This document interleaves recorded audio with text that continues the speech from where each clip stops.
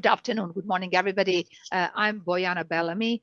I lead Center for Information Policy Leadership and really delighted to have a chance to discuss this latest CIPL paper on how to leverage data responsibly and why boards and C-suite need to embrace a holistic data strategy. This is a result of many months of work by us at CIPL, together with Vivian Arts, our advisor, and of course, many of business leaders at our CIPL member companies.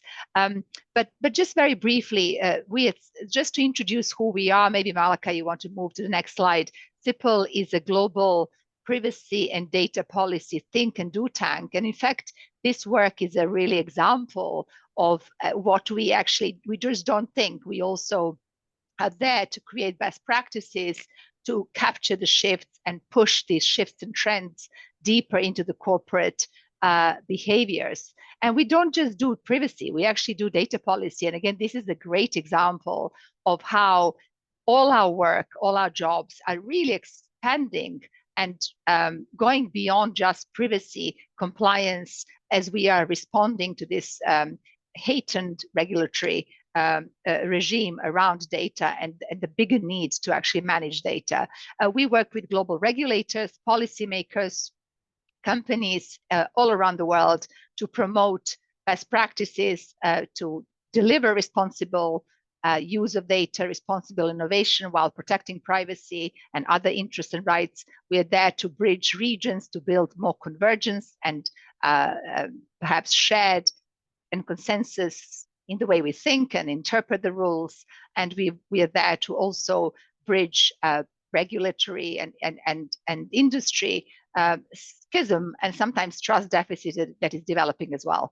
And I'm really proud that we've managed to get this paper out because it's very timely, even though it's taken a long time, and it's very important for each of us, right? We always talked about corporate accountability. CIPL has been a promoter of organizations having privacy management programs. And now what we are seeing is this shift, which is actually beyond privacy. So it's not just about being accountable for your privacy compliance, but being generally accountable for data and digital footprint, right? So it's going to be AI accountability, it's going to be competition, it's going to be online safety, all of these adjacent areas of data regulation and use. We've also seen this shift, as I said, beyond just privacy, right? It isn't just about complying with privacy law, data protection laws, but it's also how do we see privacy and these other data disciplines as actually, and regulation as a business enabler. And this is what we wanted to explore with this paper, to actually capture that shift that we see is happening, where companies, of course, that is happening now, where companies have started seeing this from the prism of risk and compliance, but also now moving to business opportunity, business enabler, and generator of trust. And those companies who actually invest in their privacy and data management programs are going to see better return, and they will have a competitive advantage because they are able to deal with this more holistically. And that's certainly something that our paper discusses as well. And then finally, I think it is very timely because as we are facing this digital regulatory tsunami, the big discussions we are having globally now are both at regulatory and corporate side. At regulatory side, the big question for regulators is how do they work in a more holistic, consolidated way in these overlapping disciplines, right? And this is a big task and big demand. Now, on corporate side, we are seeing the same. How do we holistically consider all these different areas of data and digital regulation and make some common threads, common sense that is based on accountability, and see this as also as a business opportunity. So, there is no doubt that, and we've seen this at CIPL's retreat, we've heard from regulators that there is an expectation to consider beyond just privacy, beyond just one discipline. And I think that's something that may drive changes in corporate behaviors as well. And at the same retreat, we talked a lot about data governance and perhaps how all of our roles and all of our programs are going to be more about data governance than just one single discipline. So that is really the context within which we worked. that's the beginning of the journey. And I'd love now to just pass the floor to Vivian Arts, who's been really helpful in shaping this project and initiated it with us. And then we're going to get Mark to introduce briefly the paper. And we've got a great, stellar set of panelists to provoke conversation, give us their points of view, and share their experiences as well. So with that, Vivian, over to you, please. Thank you very much, Bojana. Hello, everyone. My name is Vivian Arts, and I'm delighted to be an advisor to CIPL in privacy policy and data strategy. So today we're thrilled to be introducing the Data and Boards project paper, which has been published. And I'm just going to give you a little bit of background and context. So at CIPL, of course, we like to think toward the future. We like to think ahead. And it's been very clear that while there's been a tremendous amount of focus on personal data and data protection because of the evolving legal and regulatory environment, 2/3 of the world now has data privacy legislation, and it's helping to shape how businesses operate and behave and so on and so forth. But actually, it has changed. And we now need to be thinking in a much more holistic way about data in general. So data, whether it's personal data or whether it's non-personal data. And interestingly, at the board level, it's really important, obviously, that directors are thinking about and helping the C-suite to navigate their strategic objectives and direction. And in doing so, what is one of the top 3 issues that all boards are looking at, and it's digital transformation. And digital transformation does 2 things. Digital transformation isn't just about digitizing that which is physical. It is also about the transformation of the entire business. And data is something that is increasingly the enormous output of that digital transformation. So organizations now have data that they didn't have before.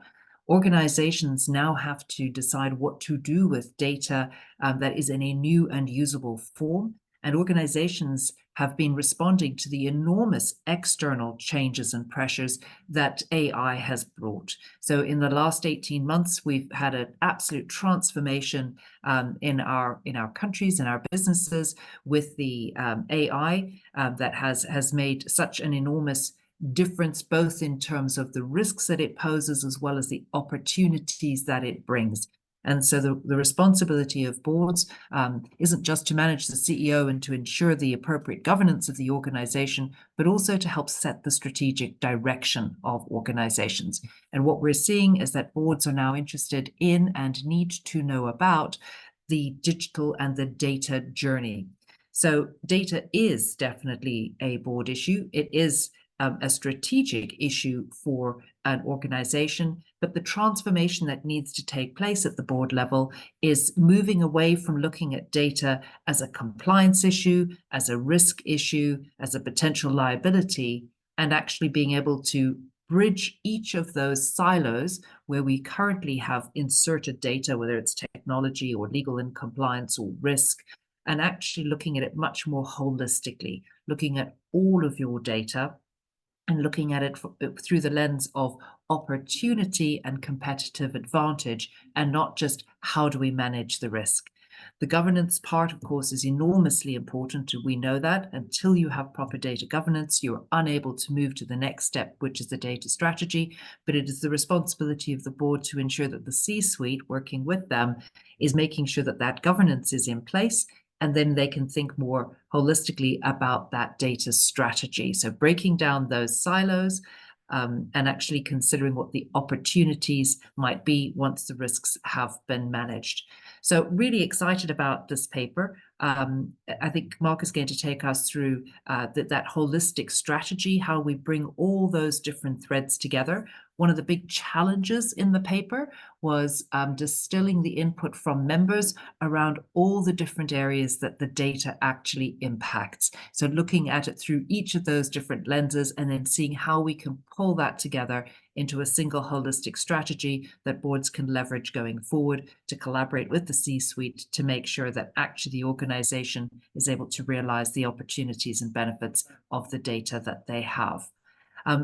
we do have the opportunity to do some deeper dives in relation to this paper going forward, because one of the areas that we focused on specifically was data in the context of ESG. And often we think of data perhaps only in one of those categories of ESG. But as with all of this innovative thinking, we're realizing that the data is actually powering all different elements of an organization.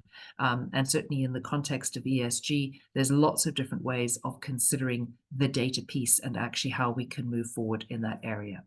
So I'm going to hand over to Mark, who's going to give you a brief summary of that holistic data strategy, which we cover in the paper, and then we will follow on with a discussion with our fantastic panelists. So thank you very much, and I hope you enjoy the paper. It was great fun putting it together with all of the member input.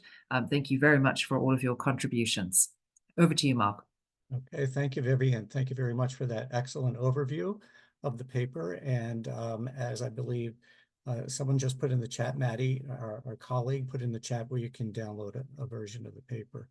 So we published this in April, right during IAPP week, I believe.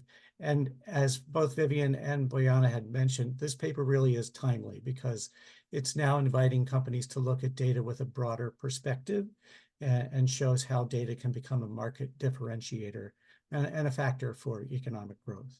So Malachi, if you could move to the next slide. I wanted to highlight from the paper, this is our roadmap for a holistic data strategy. And we took a little inspiration from CIPL's accountability wheel, which you may be familiar with. So we wanted this infographic to propose a way forward to developing that holistic data strategy, which we think can be tailored to the needs of any organization, regardless of size. And you can see right away that we display shades of blue and green to visualize the role of the board of directors, and represented by blue, in setting the vision, and the role of the C-suite, represented by green, in leading and implementing the framework. And the shade variants convey the degree of overlap between the boards and the C-suite to advance the strategy, but it also emphasizes the need for the board and the C-suite to be aligned to make this strategy a success. Our paper, of course, dives into all these various elements in greater detail, but very briefly, I wanted to give you an overview of what we propose here, starting at the top of the graphic with step 1, which notes the importance of setting the tone from the top. So the board needs to recognize data as a critical business asset and not just as a risk and compliance issue. Our paper goes into suggested ways of getting the board's attention on this issue and how you can get the board, quote unquote, on board with this sort of holistic strategy. Related to that in step 2 is the need to build trust with different stakeholders, who obviously have different expectations regarding the use of data. And those expectations need to be addressed in order to build that trust and that reputational integrity for your organization. Step 3 addresses the need to break down those corporate silos that Vivian was talking about, to the extent that an organization is divided into discrete swim lanes. For example, engineering's in one place, legal's another, compliance a third, that you need to open up lines of communication and seek input from those different perspectives. The 4th step addresses the need to mitigate risks related to data provenance, data integrity, and data security. And the 5th addresses those legal compliance obligations, but especially in this new digital revolution, the need to resolve cross-disciplinary obligations, which admittedly is no easy task. The last step is arguably, at least in my view, the most important consideration, and it really builds upon what CIPL has always promoted, and that is the implementation of accountable and ethical business practices. A key takeaway, I think, on this point is that ethical data principles should be recognized as a shared responsibility across an organization and not the province of any singular team within the organization. So next slide, please, Malachi. I just wanted to highlight that our paper also includes the results of a CIPL member survey which, among other things, shows that CIPL member organizations, unsurprisingly, are well on their way to adopting a holistic view of data. We, of course, have, as CIPL members, industry leaders in this space, so the results here are, speak for themselves. So I didn't want to take away too much time from the substantive discussion, but with that, I'll toss it back to Bojana to start the discussion with those industry leaders who appear on the next slide, if Malachi can show. Thank you very much. Wonderful. Great. So I think it's important to just remind everybody what we were talking about. And thank you, Mark, for showing this new wheel, this new holistic way of integrated data strategy. And now I'm going to ask our wonderful colleagues, business leaders, to comment on this. We've got Keith Enright, Chief Privacy Officer at Google, Elise Hulick, Chief Privacy Officer, Intuit, Rami Husseini, Chief Cyber Technology Risk and Privacy Officer at BNP Paribas, Lorenzo Robleto, the Senior Legal Director, Head of Privacy at DoorDash, and Hilary Wandel, Chief Ethics and Compliance Officer at Dun & Bradstreet. So maybe we can just go back, and we don't need the slides. We can maybe have the panel on the page, Malachi, and everybody can go in the big. That's it. That's a bit better.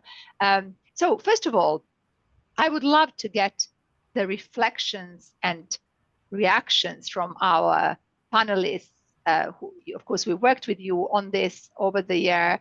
We've discussed this as a number of webinars, panels. But what are your reactions and comments, and to CIPL paper? What resonates with you, and what messages from CIPL paper do you think are key for you?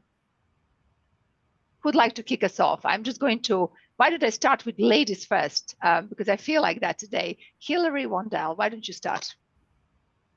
Well, thank you, Bojana. I am certainly delighted to be here, and this is a topic that I am really excited that CIPL has taken forward. It's one that I've been thinking about for more than a decade, and actually one of the primary reasons I joined Dun & Bradstreet is I am extra lucky because we're a data and analytics company. So the first requirements of the board taking a vision around data seriously is at the heart of what our business is all about. And in fact, when we look at our core values as a company, data inspired is one of our core values. So it helps that piece of the wheel, if you will, on the holistic data strategy is just foundational to how we operate as a business. So for me, that was part of what attracted me to come to Dun & Bradstreet in the first place. But in my role, one of the things that we have spent time on over the last 3 years that I have been a part of the organization is to dive on into all different kinds of data and how that's relevant to the strategy. So not just personal data, or what people oftentimes think of as personal data, or how we in the US right now think of consumer data as being regulated, but other data not necessarily in the same way, unless you're in California, and I digress. So we actually took an approach starting with data governance and looking at data categorization, data classification, and just the core responsibilities that we think need to be put in place for any data management program. And we have then layered in other requirements as it relates to privacy and personal data protection, as it relates to now how data is supporting generative AI. And we know that has really been, for so many companies, what is necessitating that shared governance is at the heart of how everyone thinks about data. So for me, the whole concept in and of itself has been an absolute inspiration and very much aligned to where I think all of us who work in the data space need to be thinking about data strategy and the responsibility component of that going forward. So I'll pause there because I'd love to hear what everybody else has to say. Great. And by the way, I love the data inspired. I think that's a great core value, and it's great to actually link that then to sort of all our work, which I think is perfect. Elise, can we ask you the same question again, some reactions? Sure. No, I'll double click on something Hilary raised and that came through loud and clear in the paper, which is, I think the role of the privacy professional, certainly in the last couple of years and in the years to come, is going to change dramatically.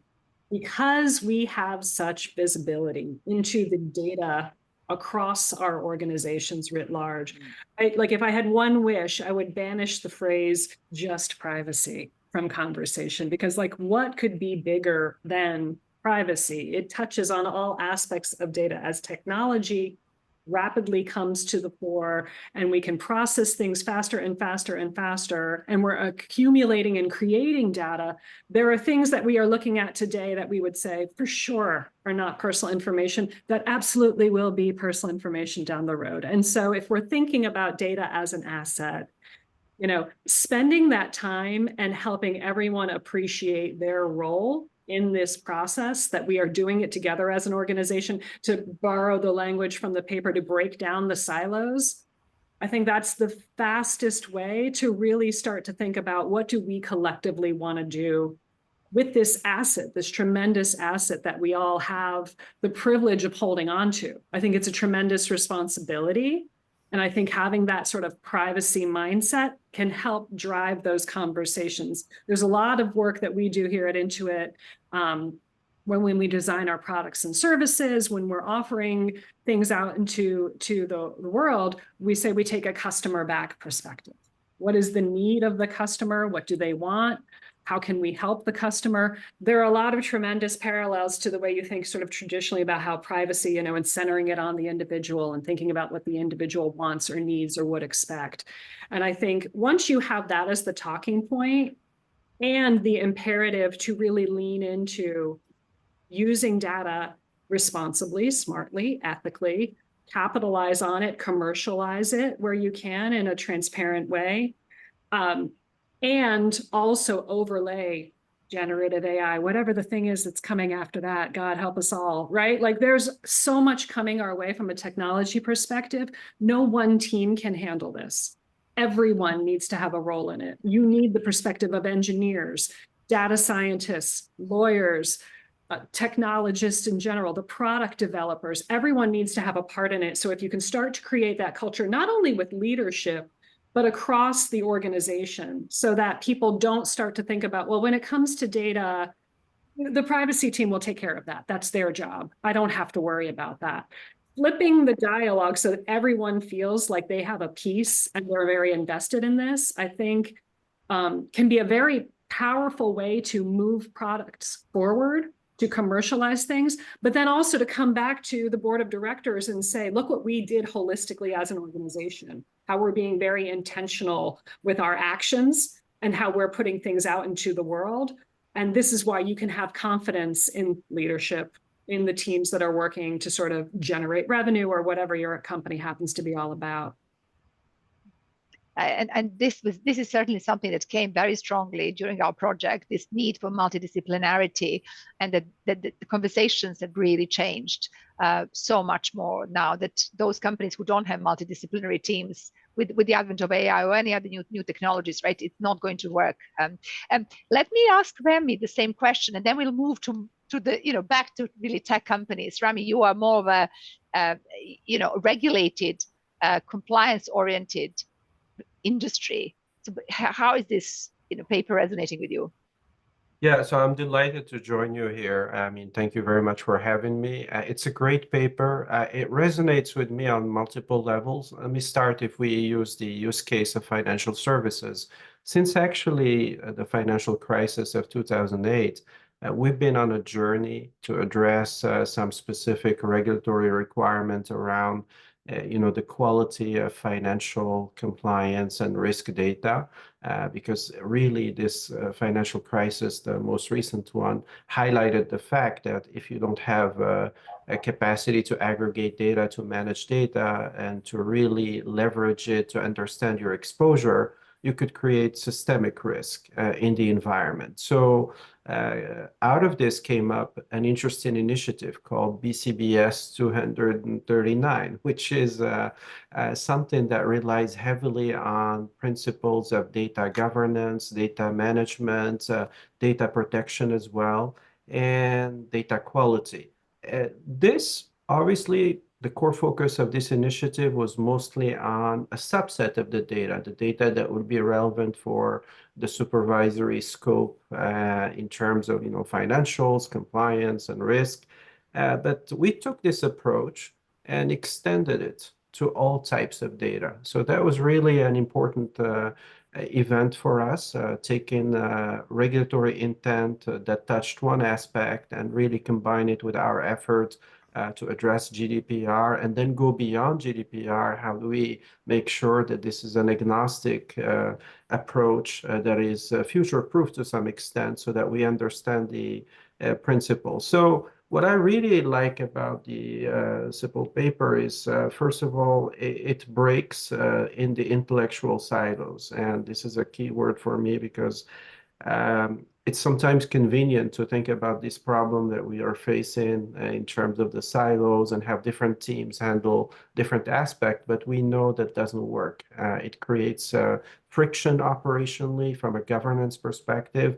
It reduces the agility, and it doesn't allow us to really think more strategically about what could be done to do things at scale, to match the speed of the data, so that we are not in a way building analog governance to try to essentially regulate ourselves in a digital AI age. So this is key.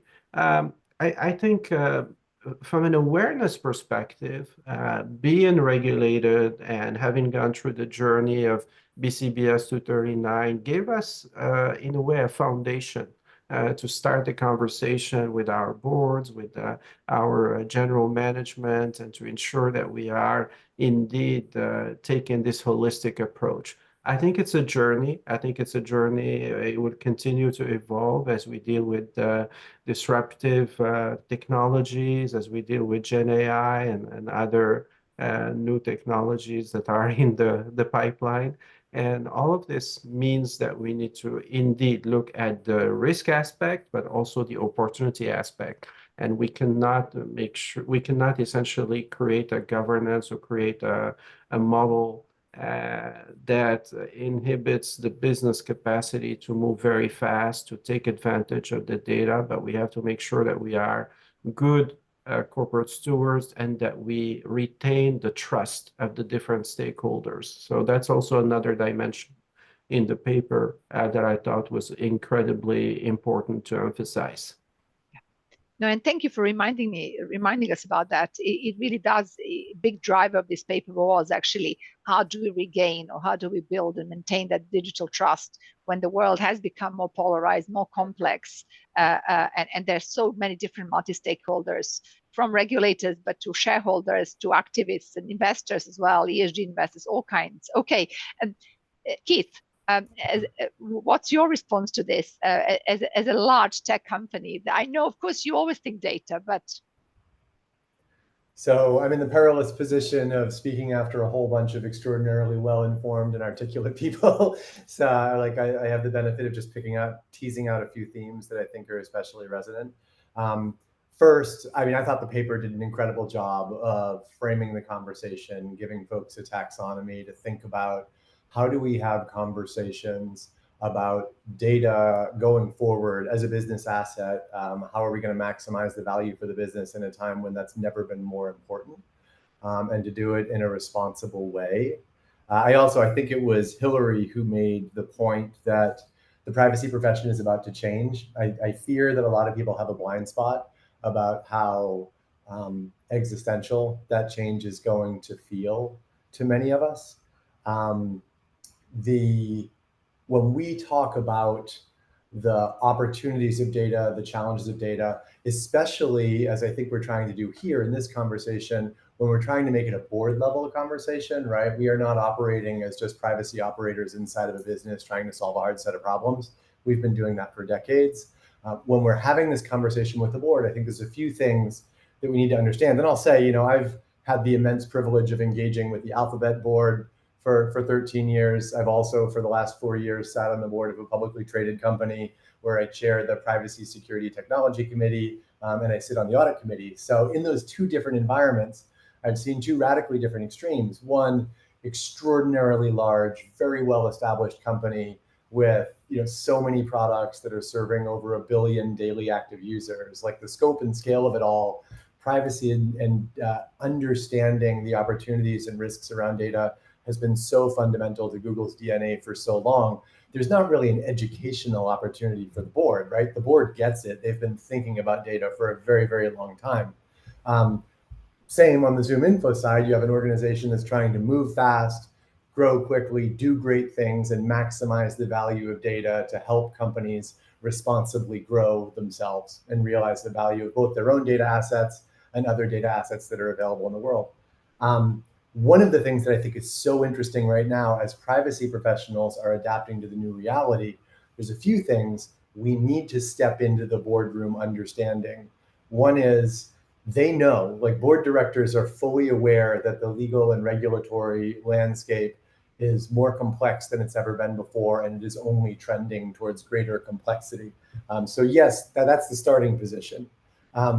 They are also, I think ubiquitously, there is this perception that we are in an era of what feels like resource scarcity in many organizations. The level of regulatory and compliance challenges that are facing organizations, irrespective of their scale, is daunting and staggering. And I think every organization is trying to figure out, how do you allocate resources responsibly, your talent, your time, your treasure, to make sure that you are preparing your organization to successfully embrace and engage with these challenges going forward.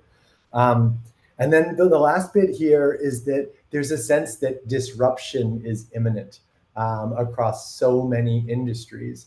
And I see it with everyone that I talk to. Folks are trying to understand the future. They are trying to read the green, and they are trying to responsibly position their business to engage with all of that. One of the things that I think is so important for those of us as privacy professionals and privacy leaders who are kind of rebranding ourselves as data professionals, data governance, data management, is recognizing when we step into that boardroom, if we talk about this fully in the context of privacy and trust, we are going to run into a tremendous amount of issue fatigue, right? Board members have been thinking about the GDPR, the DMA, the DSA, the changing landscape in the United States, the changing landscape everywhere else in the world for so long now. It has been such a dominant theme in so many boardrooms that we really do need to recast this. It needs to be something else. We are now dealing with privacy, competition, harmful content, AI, obviously. Like AI is soaking all the oxygen up right now. There's not really much bandwidth to talk about anything else.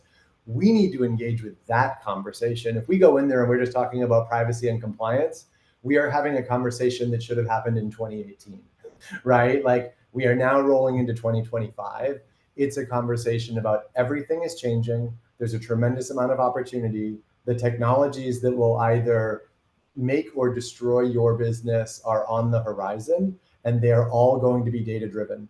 And all of these privacy professionals, these data professionals that have been doing this for a decade, are extraordinarily well equipped to inform that conversation and to help the board understand not only the threat landscape, but the opportunity landscape, and how do you engage with these technologies and with all of the regulators who are trying to figure this stuff out in parallel so that you can position your business for success. And I think that's a C-suite conversation, that's a board level conversation, but it's much bigger than a privacy conversation. And I think those of us who are in leadership roles, this is the moment when we face the responsibility to make that pivot and to make it very deliberately.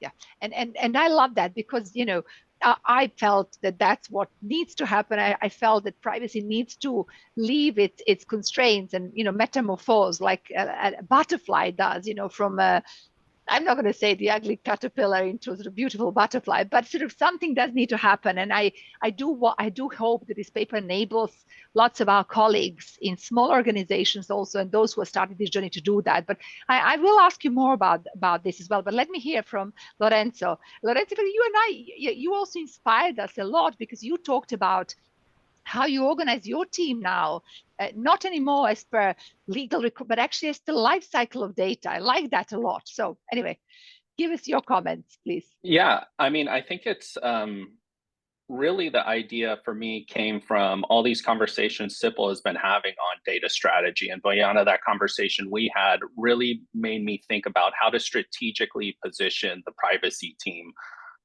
given all of these new issues that are inevitably going to fall on the privacy team's plate. So As mentioned several times by other folks on the call, the roles and responsibilities of privacy professionals is naturally expanding. There's a lot of development in the space. We're seeing all these state laws come out, 5 data bills in the EU, a lot of excitement around AI, increased fines, novel claims. And with all of this complexity and challenges, I think conveying to the board and management about these matters, it can be kind of challenging. It's easy to kind of have information overload in a sense if you're presenting all of these issues kind of separately.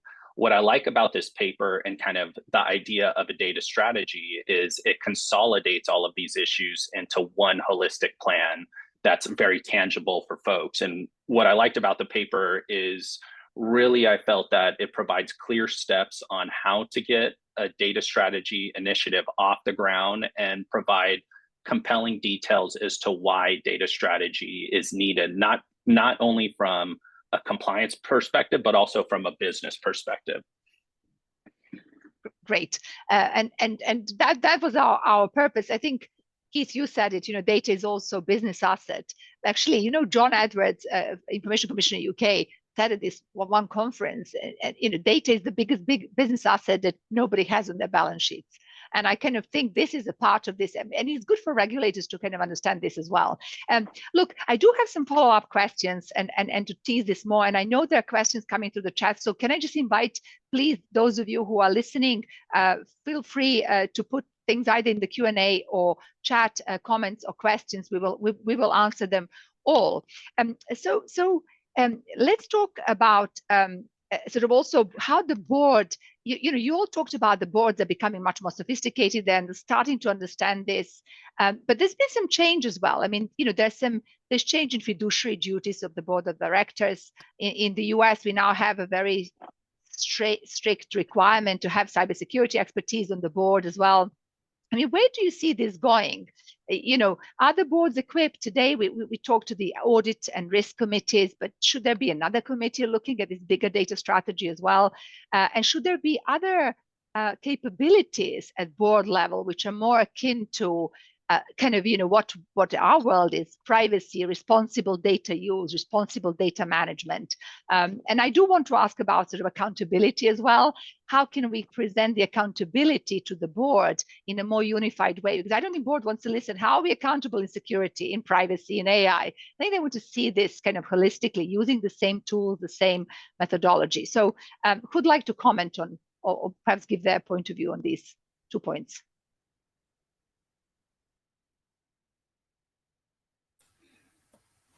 I'll jump in, Boyana. Yes, go ahead.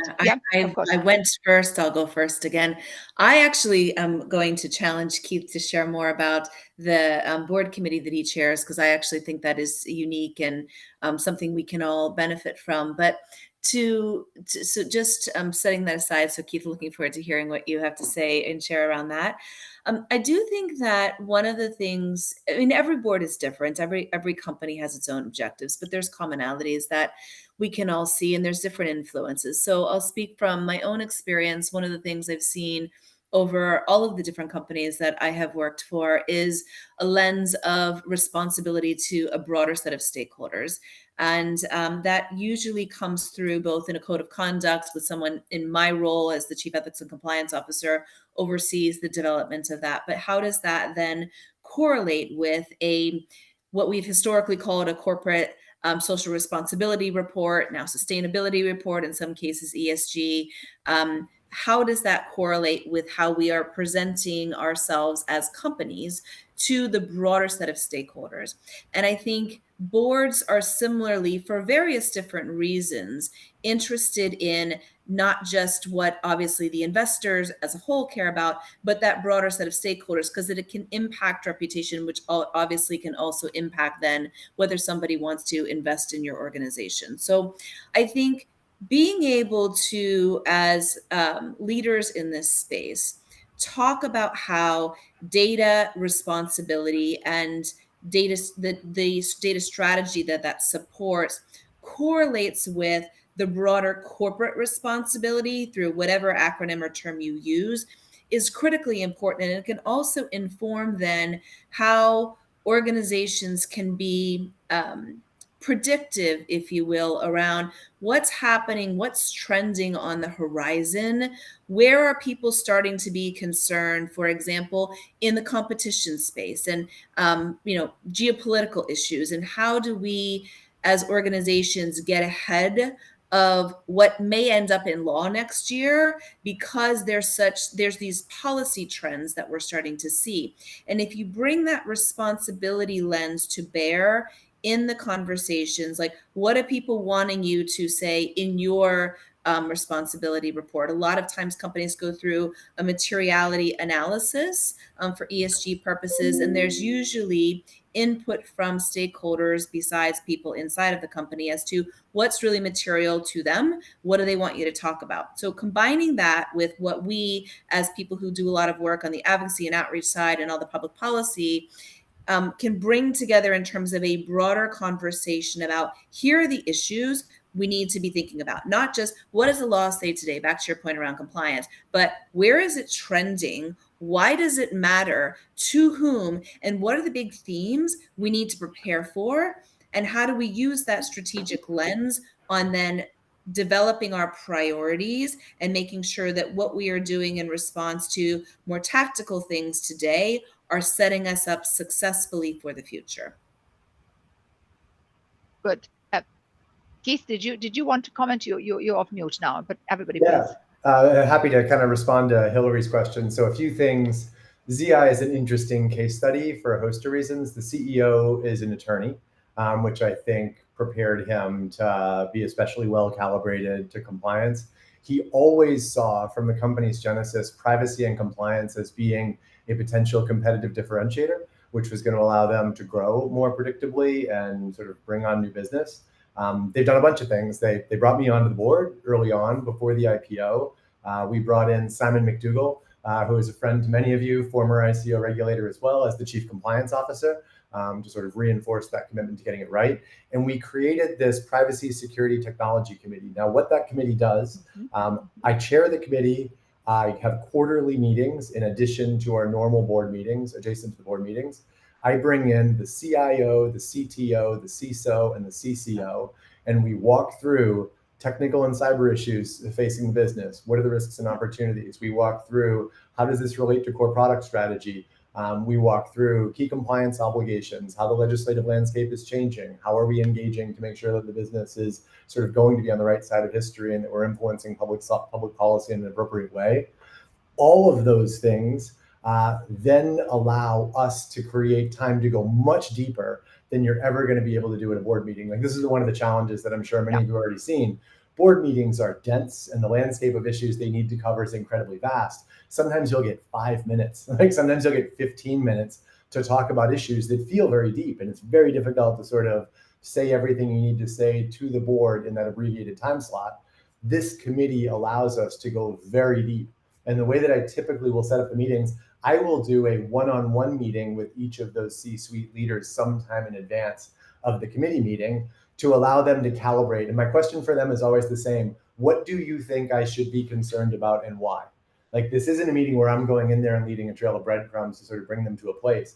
I'm asking them to educate me about what they're seeing as the key risks facing the business. And then I'll use my own expertise and experience to see if something feels miscalibrated. And I might try to nudge a little bit or at least raise the temperature so that they see things a little bit differently. We then use those to feed the actual committee meeting, where with my fellow committee members, we will go a whole lot deeper on issues relating to these particular topics. And then I will distill that down. And when I do the committee meeting readout in the full board meeting, I'm doing everything I can to make sure we're being sort of very punchy, very succinct, and using that time as efficiently as possible to maximize the value of the limited time the board has together. Great example. Yeah, Elise? Yeah, I love that as an approach. And I think, as you think about how boards are evolving in this space over time, and particularly where, everybody's at a different place, right? There's companies with massive resources, to the point Keith made earlier, where they've been doing it for years. There are companies who are just getting engaged in this space. And typically the place to gravitate around or really shore up responsibilities within the board tended to be in the security and cybersecurity space, right? Like when you think about data, making sure it's locked down, making sure you don't have breaches, making sure you're protecting that information. And really, when we're leaning into this conversation about data, you have to remember the people in the room, when they've been focused on data, have been focused on keeping it locked down, keeping it protected, keeping it away from other people. And that can create an environment where you're not speaking openly, oh, but we're also going to use it. Like, we're actually going to use it. That is the point of having the data in the first place. And really just acknowledging that as a part of the conversation, I think can go a long way to sort of say, when we say responsibly using data or privacy or data innovation and whatnot, you know, the knee-jerk reaction should not be, we're privacy protected because we don't touch it. We don't use it, right? In fact, we do use it, but we do it in a way that you can trust us to do so. And here are the different ways we can start to manifest why it's okay for us to use the data. That shift, I think, is really important to open their mind. And honestly, I mean, I think that shift is also so important for the privacy leaders to do, because they are, yes, they're protectors of privacy, but they're also business enablers that enable a company to navigate these risks in a responsible way. Rami, Lorenzo, any comments from you on kind of the board structure and committees and how this would have to change or not? Yeah, just to maybe add to what Keith and Elise had mentioned, I think indeed the capacity to manage this topic strategically can become an asset and a differentiator. So I like the point made about well, yes, you can have a compliance mindset, but if it's the right agile compliance mindset and the right risk management around the data, and you do it with a mind of actually improve the utility of the data, having the right safeguard, having the right guardrails, that allows you to go faster, and that allows you to actually take advantage of the opportunities and the innovation and not be left behind. So this is quite important. I think that, in terms of the board dialogues, they're challenged. It's a real challenge, especially in regulated industries, because as you said, Boyana, I mean, there are some specific rules around cybersecurity. There are some specific privacy rules. What's interesting is that you are dealing with different regulators, and the topics are not always covered by a single regulator. So there's still some work to be done, maybe in terms of harmonizing how the different texts are actually connected with one another. And I think this is an area that, is probably an area where the continued work of CIPL with like the EU institutions specifically, because we're talking about objects such as the AI Act, DMA, as was mentioned, GDPR, the next version of GDPR, all of these are coming with good intent, but they're not always connecting the dot between the various initiatives. And this is indeed creating a degree of fatigue because we are then pushing for some specific prescriptive, at times, requirement without looking at the big picture and distilling the intent. And the intent is something important. If we are able to retool our thinking and really adopt an outcome-based mindset, then really what are the outcomes that we're trying to achieve is maintaining the digital trust, ensuring that we have, great innovation, but safe innovation, and that we're able to really provide value for the entire ecosystem. I mean, including the customer, the client, the regulators, the third parties, and so on.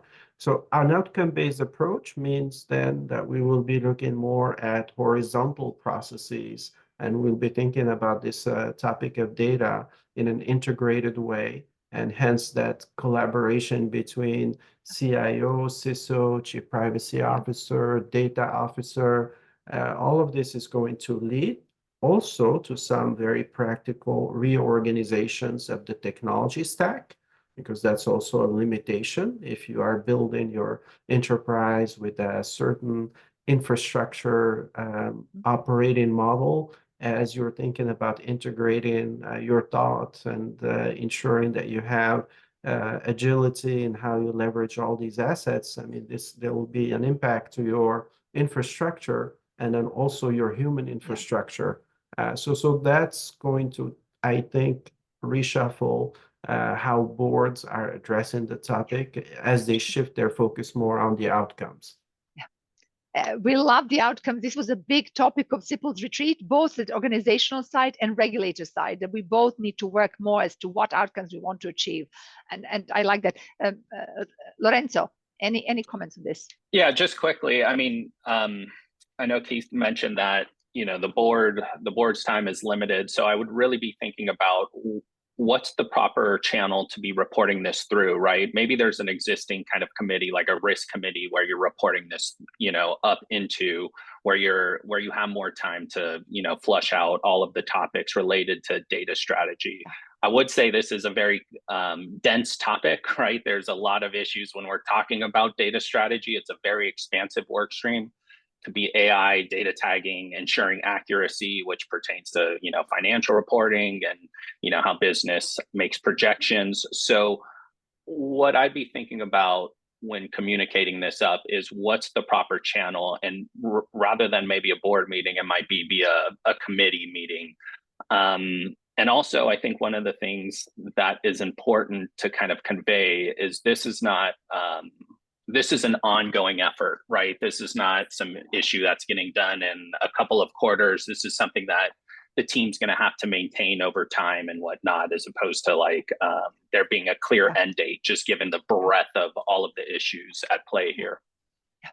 And just a small comment in addition, I sit on an advisory board, which isn't the corporate board, but of a big automotive autonomous connected car vehicle manufacturer, and they've set up the integrity and sustainability advisory board, which is external board that actually delves deeper into this whole topic, which of course is critical for this industry, but data digital is part of that. And then it goes to the board, and the two boards actually work together on, so the bigger board doesn't have as much time as perhaps this one would. So it's really an interesting model, and I really would like to see more companies do that, particularly now, as Hillary has said, these links between digital data, responsible development of technology, together with sustainable business, together with impact on others, together with human rights assessments, and kind of, yeah, I mean, environmental protection, I suppose, that's really important for some. Hillary, you had a comment. I raised my hand, and I wanted to see if we could quickly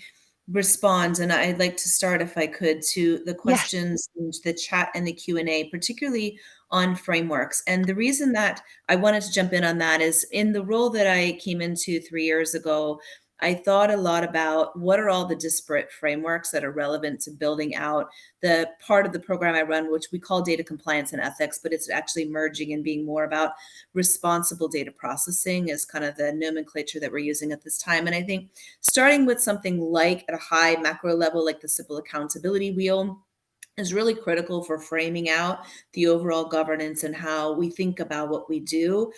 And I just wanted to offer a bit of commentary on other things that I have looked at that I have found to be beneficial, because my own view is there is not one thing out there right now that helps us all solve this problem. However, starting with macro views like the CIPL accountability wheel, like from my perspective, the US federal sentencing guidelines is a helpful way of framing that broader organizational way of looking at programmatic requirements.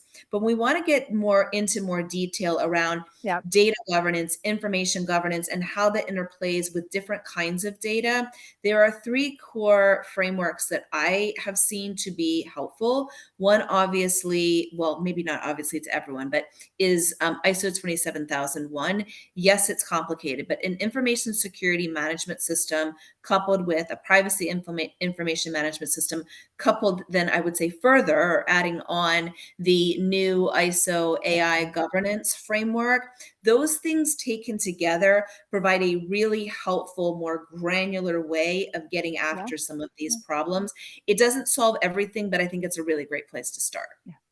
Yeah, thank you so much. Any other comments, by the way? They're really interesting questions on, are there any data governance frameworks out there? Lorenzo, did you want?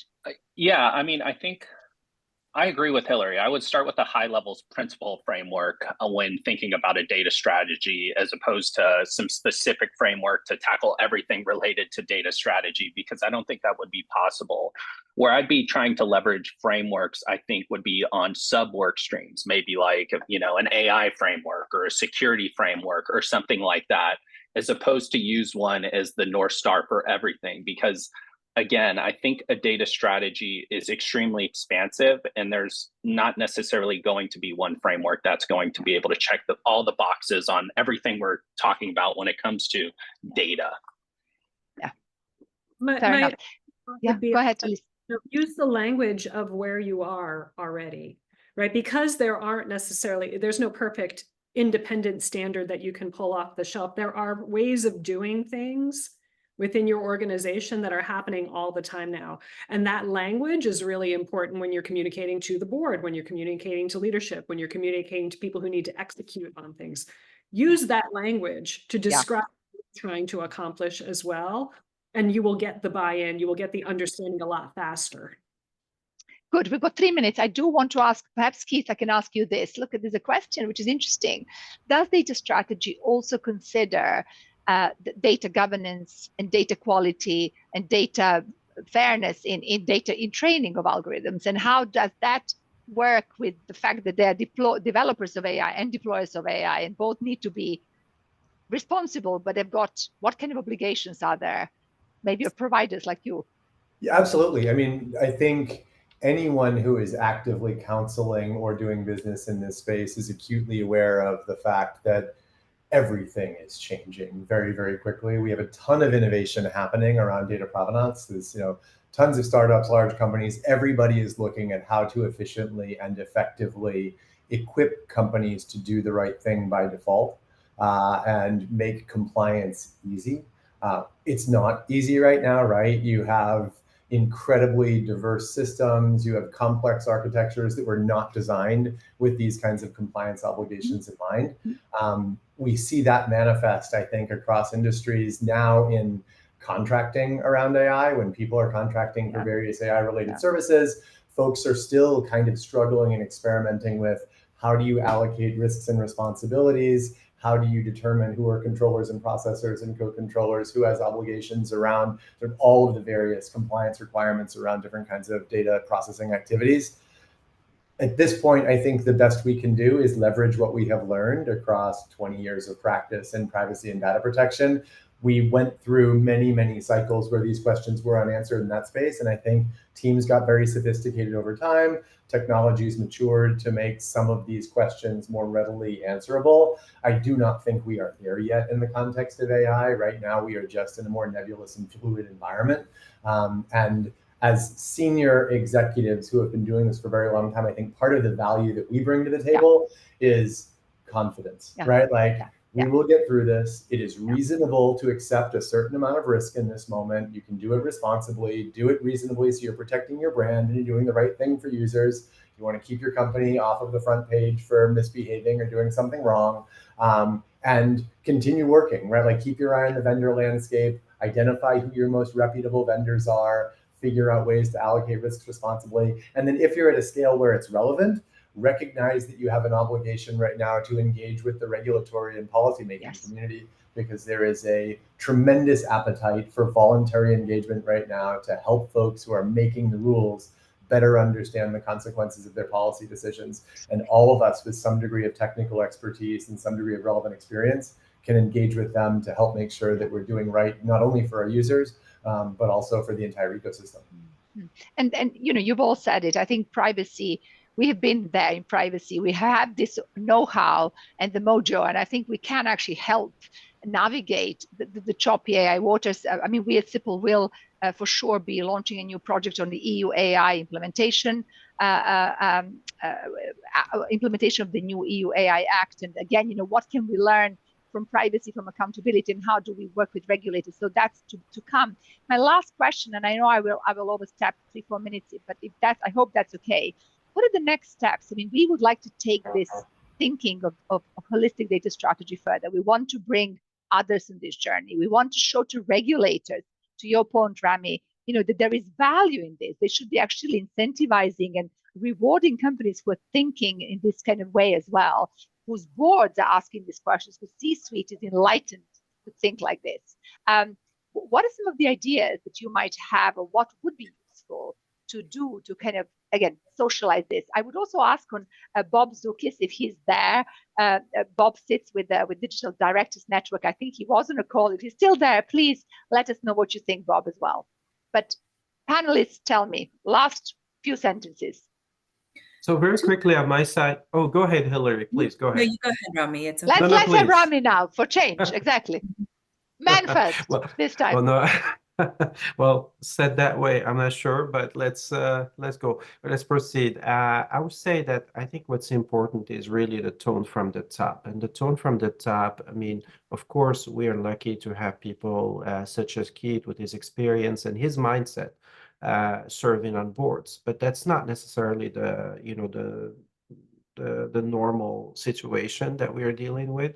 There is still a lot of education that is required. So anything that we can do, engaging with the boards and improving the awareness about actually all the different dimensions, because it's a large Venn diagram: cyber, privacy, data, AI, risk management, digital trust. Connecting the dot will allow more productive conversations from the top, and that would influence at least some internal governance conversations. And then on the regulatory side of things, it's really continuing the work that you've been so good at doing, Bojana and team. I mean, in terms of engaging the different regulators and connecting the dot and offering ways to bridge concepts and also harmonize regulations. This is really key.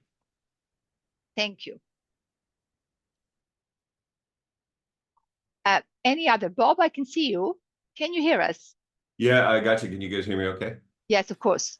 Yeah, and just very quickly, I'll just echo Rami's. You're not on camera, but doesn't matter. We have a photo of you. And a couple of you guys said things that are near and dear to my heart. Rami, you mentioned systemic risk. Lorenzo, you mentioned the data lifecycle. What Keith said about, you know, having a tech and a cyber committee. It's really about the system of governance. The board is a literal control in the information system, and we need skills, the right structure, and the right scope of understanding. And we're not going to get there with audit committees and qualified financial experts leading these discussions at the board level. Everything else will underperform until we fix this at the leadership level, at the board level, and its skill, structure, scope. So applause to you guys. Keep doing what you're doing, and we'll keep doing what we're doing. And I'll meet you in the boardroom. Absolutely, and we will reach out and pick up some more of your brain. I think you said something really important. It's really about skill, structure, and scope of understanding of these topics, and you know that we have to have the right type of mindset to do that as well. I think there is also work for us to do as privacy leaders to actually maybe step in that void and show where companies could and should go. And I like, Rami, your point as well. I think regulators need to understand this transformation as well. They need to be much more aligned when they're considering this as well, because they're going to get better results ultimately from the corporate boardrooms and companies as well. Look, it is time to go. Keith had to drop. I thank you very much, everybody, again, for a very interesting, stimulating, and I think action-oriented and helpful conversation. We will work more on this. The paper is just the provocation, it's the beginning of a conversation, it's not the end. And I look forward to some ideas also with our members, but also others as to how do we take this forward? How do we partner with the right partners in this space as well? And then I think each of us has to do a little bit of homework back home when we get back into our boardrooms as well. So with that, thank you everybody very much, and I look forward to the next steps. Have a very, very good day.